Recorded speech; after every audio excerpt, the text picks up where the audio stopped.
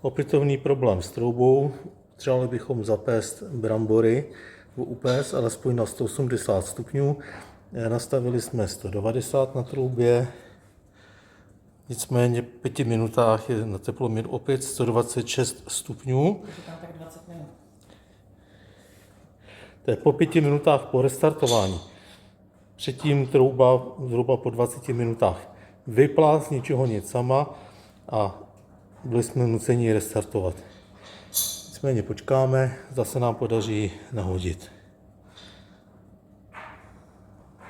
Na 127 stupňů, protože nejde, tak přidáme, pokusíme se nastavit teplotu na vyšší, přestože většinou bývá problém s tím, že se buď vypne, anebo naskočí. Tak, nastavili jsme 220 stupňů, je 16 minut do konce. Teploměr ukazuje 127 stupňů, trouba ukazuje, že má 170.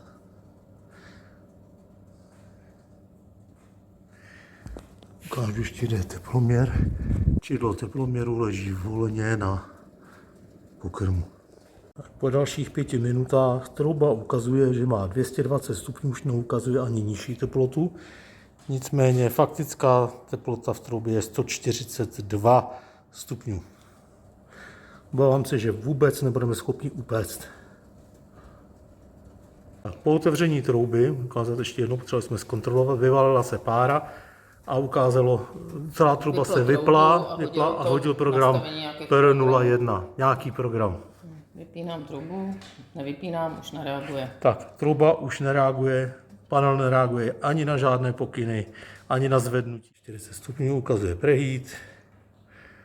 Ukazuje, že trouba má 190. Ukazuje trouba 190. 123. To je 122.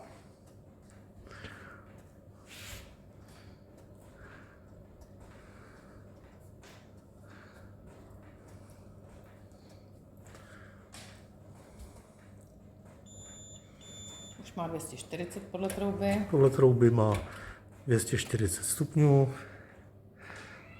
Teplota faktická 125. Počkáme tedy chvíli, co se bude dít dál.